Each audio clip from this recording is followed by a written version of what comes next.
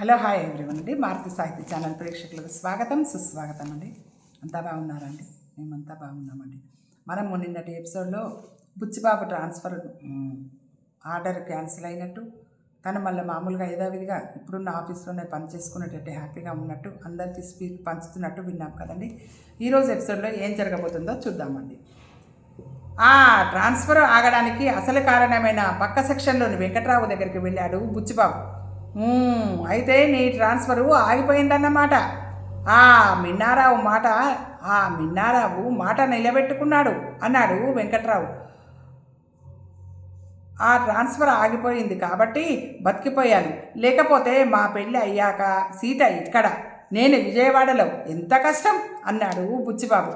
నీ మొహన్లే, అసలు పెళ్ళే ఓ పెద్ద కష్టం అన్నాడు వెంకట్రావు. అలాగంటావా? అవును, కోరి కష్టాలు కొని తెచ్చుకుంటున్నావు. నీకు తెలియదురా, సీత చాలా మంచి పిల్ల అన్నాడు బుచ్చిబాబు. ఓహో, నీ సీత ఏమో చాలా మంచి పిల్ల, మా పెళ్ళాలంతా గయ్యాలీలు, అదేగా నువ్వు అంటున్నది.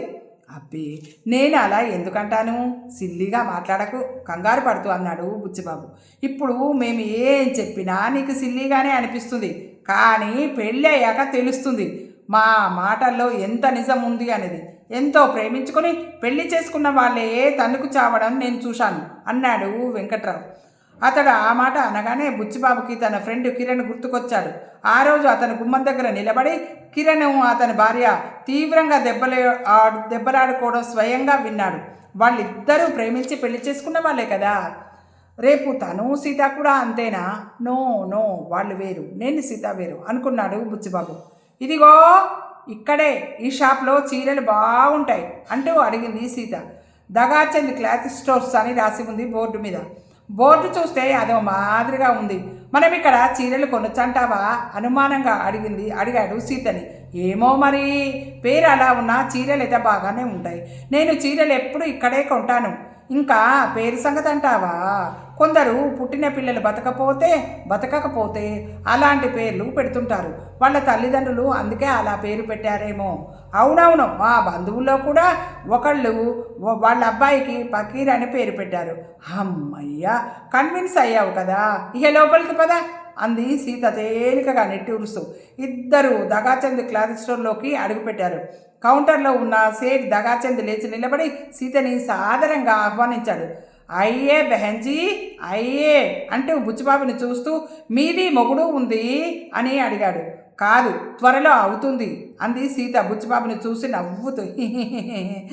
ఆ సమయంలో ఇంకేం చెయ్యాలో తోచక అనవసరంగా నవ్వాడు బుచ్చిబాబు. వారెవ్వా, ఎంత మంచి ఖుషీ బాత్ చెప్పింది అమ్మ, నువ్వు చెవుల దాకా నవ్వాడు సేఠ్ దగాచంద్. నీ భాషని మంటెట్టా అని మనసులో అనుకున్నాడు బుచ్చిబాబు. మనది పెండ్లి ఎప్పుడు బెహన్ అడిగాడు దగాచంద్. మనది కాదు, మీది అనాలి, పళ్ళు కొరికాడు బుచ్చిబాబు. నాది తెలుగు భాష మంచి కాదు సాబ్, గుస్సా చేయొద్దు సాబ్ బుచ్చిబాబుతో అని సీతతో.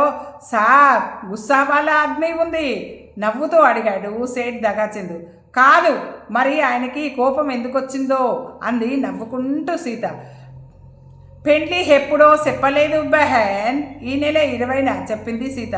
వారెవ్వా, ఇంకా 2 వారాలే ఉంది బెహన్, మరి చీరలు హెత్తావు బెహన్ ఈ అని అరుస్తూ జుట్టు పిక్కున్నాడు బుచ్చిబాబు.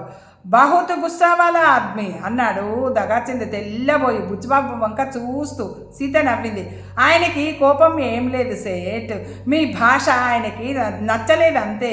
నేను ఇప్పుడు పెళ్లి చీరలు కొనడానికే వచ్చాను. ఆ మాట వినగానే సేఠ్ చాలా యాక్టివ్ అయిపోయాడు. హర్రే కిషన్, అమ్మగారికి మంచి మంచి సిల్క్ చీరలు, జరీ చీరలు చూపించు అరిచాడు సేఠ్ దగాచంద్. సేల్స్ కుర్రాళ్ళు సీత ముందు వరుసగా అన్ని రకాల చీరలు కుప్పలుగా వేయడం మొదలుపెట్టారు. ఆ జరీ చీరలు, పట్టు చీరల రేట్లు విన్న బుచ్చిబాబుకి ముచ్చెమటలు పోసాయి. ఎందుకంటే ప్రస్తుతం ఆ పెళ్లి చీరల బిల్లు కట్టాల్సింది అతనే. సీతకి అన్ని ఖరీదైన చీరలే నచ్చుతున్నాయి.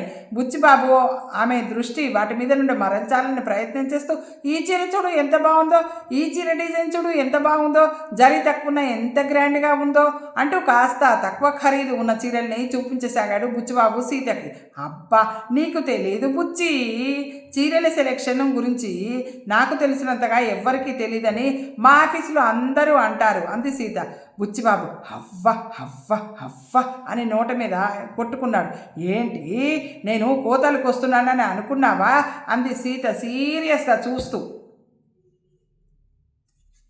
అది కాదు బుచ్చి, ఏంటి అందరి మధ్య ఉన్నప్పుడు బుచ్చిబాబు అను లేకపోతే బాబు అను పిలవచ్చుగా సీత చెవిలో అన్నాడు బుచ్చిబాబు. బుచ్చి అంటేనే ఎంతో ముద్దుగా ఉంటుంది అని నవ్వింది సీత. మొత్తానికి షాప్ అంతా తలకిందులు చేసి 4 చీరలు సెలెక్ట్ చేసుకుంది. వాటికి 12,000 రూపాయల బిల్లు అయింది. బుచ్చిబాబు చీరల్ని బేరమాడడానికి ప్రయత్నించాడు. ఏంటి సార్ ఇట్లా చీరల ధర తగ్గించి బేరమాడితే నేను దగాచెందు కాదు దివాలా చందు అయిపోతాను అన్నాడు దగాచంద్. అతను చీరల ధరలు తగ్గించడానికి ఏ మాత్రం ఒప్పుకోలేదు. ఎందుకు ఒప్పుకుంటాడు? సీతకు ఆ చీరలు బాగా నచ్చాయి కదా, ఎంతో కొంత తగ్గించాల్సిందేనని బుచ్చిబాబు చాలా పట్టుదలగా బేరమాడాడు. చివరికి సేట్ దగాచంద్ చీర ఒక్కొక్క దానికి మీద 2 రూపాయల చొప్పున చీరలే 4 చీరలకు 4 8 రూపాయలు తగ్గించాడు. మొత్తానికి మార్వాడివి అనిపించావురా నాయన పళ్ళు నూరుతూ మనసులో అనుకుంటూ బిల్లు పే చేశాడు బుచ్చిబాబు. ఇంకా పోదామా అన్నాడు బుచ్చిబాబు. ఎక్కడికి భలేవాడివే, ఇంకా షాపింగ్ కాందే నవ్వింది సీత. ఇంకా కాలేదా, నా జేబులో డబ్బులు అయిపోయాయి నసుగుతూ అన్నాడు. అబ్బా ఇప్పుడు చీరల షాపింగ్ కాదులే, చీరలకి ఫాల్సు లంగాలు మ్యాచింగ్ బ్లౌజులు కావాలి. నీ దగ్గర ఓ 300 కూడా లేవా? లేకపోతే పర్వాలేదులే నా దగ్గర ఉన్నాయి అంది సీత. చిచి చచ్చా మరీ సిల్లీగా మాట్లాడకు, 300 ఎందుకుండవు, నా దగ్గర ఉన్నాయిలే, నీ దగ్గర డబ్బులు ఏం తీయకు సిల్లీగా అన్నాడు బుచ్చిబాబు మొహమాట పడుతూ. సరే పద అంది సీత. బుచ్చిబాబుకి అప్పటికే బుర్ర హీట్ ఎక్కిపోయింది. ఈ చిన్నవి రేపు చూసుకోవచ్చుగా అన్నాడు మెల్లగా. భలేవాడివే, చిన్నవా, అసలు ఇదే మెయిన్ షాపింగు. మ్యాచింగ్ బ్లౌజులు లంగాలు ఫాల్స్ దొరకడం ఎంత కష్టం అనుకున్నావు? అయినా నేను చెప్పడం ఏంటి, ఇప్పుడు నువ్వే చూస్తావుగా, నీకే తెలుస్తుంది. ఇప్పుడు కొంటే ఆ టైలరు జాకెట్లు కుట్టి ఇచ్చేటప్పటికి నేను అన్ని చీరలకి ఫాల్స్ కుట్టేసరికి మన పెళ్లి రోజు రానే వస్తుంది తెలుసా. అన్ని చీరలు అంటావే, 4గా ఎన్ని రోజులు పడుతుంది ఏమిటి సిల్లీగా, భలేవాడివే. పెళ్ళికి ఈ 4 చీరలే సరిపోతాయా నాకు? ఇవి సిల్క్ చీరలు, ఇంకా షిఫాన్స్ చీరలు కొన్ని తీసుకోవద్దు. ఆహా, సేట్ గుండు కొట్టిస్లాల్ షాప్లో షిఫాన్ చీరలు బాగుంటాయి, అవి అక్కడ తీసుకుంటాను. గుండు కొట్టిస్లాల్ ఏంటో, నువ్వు సెలెక్ట్ చేసే షాపులన్నీ సిల్లీగా ఉంటాయి అన్నాడు బుచ్చిబాబు అయోమయంగా. షాపుల పేర్లు సిల్లీగా ఉంటేనే అందులోని చీరలు సిల్లీగా ఏం లేవుగా. సరే పద మనం జాకెట్లు లంగాలు కొనుక్కుందాం. మనం కాదు, జాకెట్లు లంగాలు నువ్వు కొనుక్కుంటున్నావు బుర్ర గోక్కుంటూ అన్నాడు బుచ్చిబాబు. ఏదో మ్యాచింగ్ జాకెట్లు లంగాలు ఫాల్స్ కొనడం అంటే అది చాలా సింపుల్ షాపింగ్ అని అనుకున్నాడు. కానీ షాపింగ్ పూర్తయ్యేసరికి తను ఎంత పొరపాటు పట్టాడో బుచ్చిబాబుకు అర్థమైంది. జాకెట్ కలరు చీర కలర్తో ఎంత బాగా మ్యాచ్ అయినా సీతకి మ్యాచ్ కానట్టు అనిపించదు, మ్యాచ్ అయినట్టుగా అసలు అనిపించదు. ఫాల్స్ కూడా అంతే. అయినా చీర అడుగున ఉండే ఫాల్స్ కనబడవు కదా, మరి అంత 100% మ్యాచ్ కావాలా అన్నాడు బుచ్చిబాబు. నీకు తెలియదులే, పర్ఫెక్ట్గా మ్యాచ్ కాందే నాకు తృప్తిగా ఉండదు అంటుంది. లోపల ఉండే లంగా గురించి కూడా అంతిదిగా ఆలోచించాలా సిల్లీగా అని అంటే, అమ్మో లంగా చీర కంటే చాలా ఇంపార్టెంట్. లంగా లైట్ అయిందంటే చీర కలర్ తెలిపోయి ఆ చీర అందమే పోతుంది, ఇవన్నీ నీకు తెలీదు అని అంటుంది. చీరల షాపింగ్కి పెట్టిన టైంకి 4 రెట్ల టైము లంగాలు జాకెట్ల షాపింగ్కి తీసుకుంది. బుచ్చిబాబుకి తలకాయ బొప్పి కట్టింది.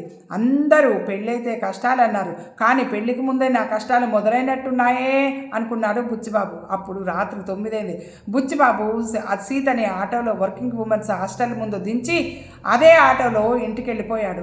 సీత తన గదిలోకి వెళ్ళిపోబోతుండగా ఆగు అని హాస్టల్ వార్డెన్ నాగరత్న గొంతు వినిపించింది. సీత వెనక్కి తిరిగి చూసింది. ఎవరా అబ్బాయి అడిగింది నాగరత్నం కొప్పు తడుముకుంటూ. అబ్బాయా? ఏ అబ్బాయి ఆశ్చర్యంగా అడిగింది సీత. నటించకో, ఇప్పుడు హాస్టల్ దగ్గర నిన్ను దించి వెళ్ళాడే ఆ అబ్బాయి కొప్పు నిమురుకుంది నాగరత్న. అబ్బాయా? ఇంకా నయం, పిల్లోడు చంటోడు అనలేదు. అబ్బా బాధగా కుప్పు మీద గుద్దుకుంది నాగరత్న. మరి అబ్బాయి కాక మరేమనాలి అడిగింది రేగిన కొప్పును సవరించుకుంటూ. ఎవరతను అని అడగాలి చెప్పి సీరియస్గా తన గదిలోకి వెళ్ళిపోయింది. తలుపేసుకుంది సీత. ఓ అలాగా అంటూ వెనక్కి తిరిగి 2 అడుగులు ముందుకేసి అంతలోనే నాలుక ఖర్చుకొని వామ్మో అసలు సంగతి మర్చిపోయా అని కొప్పు మీద గుద్దుకుని వెనక్కి వచ్చి సీత గది తలుపులు దబదబా పారింది. సీత తలుపులు తీసి నాగరత్న వంక ప్రశ్నార్థకంగా చూసింది. ఎవరాయనా అని అడిగింది నాగరత్న కొప్పు నిమురుకుంటూ. ఎవరాయన కాదు, అతను ఏమైనా మధ్య వయస్కుడా ముసలివాడా, ఎవరతను అనాలి. వాళ్ళని సరిదిద్దింది సీత. అబ్బా బాధగా మళ్ళీ కొప్పు మీద గుద్దుకుంది నాగరత్న. సరే చెప్పు, ఎవరు అతను అడిగింది నాగరత్న. చెప్పక తప్పదా అడిగింది సీత. చెప్పి తీరాలి. ఇది హాస్టల్ అనుకున్నావా, మీ ఇల్లు అనుకున్నావా? బాయ్ ఫ్రెండ్స్తో తిరిగి నీ ఇష్టం వచ్చిన టైంకి రావడానికి కోపంగా కొప్పును పిసుకుతూ అంది నాగరత్న. అతను నా బాయ్ ఫ్రెండ్ కాదు, బుచ్చిబాబు అని నాకు కాబోయే భర్త. మా పెళ్ళికి బట్టల షాపింగ్ చేసుకున్నాం చాలా అని అడిగింది సీత. అది విని 40 ఏళ్ళు దాటిన పెళ్లి చేసుకోకుండా కన్నెగా మిగిలిపోయిన నాగరత్న కొప్పు మీద పిడిగుద్దులు గుద్దుకుంటూ బాధగా అరిచింది. అబ్బబ్బా. విన్నారు కదండి ఈరోజు ఎపిసోడ్. ఈ ఎపిసోడ్ మీకు నచ్చినట్టయితే లైక్ చేయండి, షేర్ చేయండి, మన ఛానల్ని సబ్స్క్రైబ్ చేయండి. మీ అందరి ఆశీస్సులు, ఆదరాభిమానాలు, ప్రేమ మన మారుతి సాహితీ ఛానల్కి వెళ్ళేలా ఉండాలని మనస్ఫూర్తిగా కోరుకుంటున్నానండి. మనందరం ఆనందంగా, ఆరోగ్యంగా, సుఖంగా, సంతోషంగా ఉండాలని ఎల్లప్పుడూ కోరుకునే మీ మారుతి సాహితీ ఛానల్ అండి. ఉంటానండి.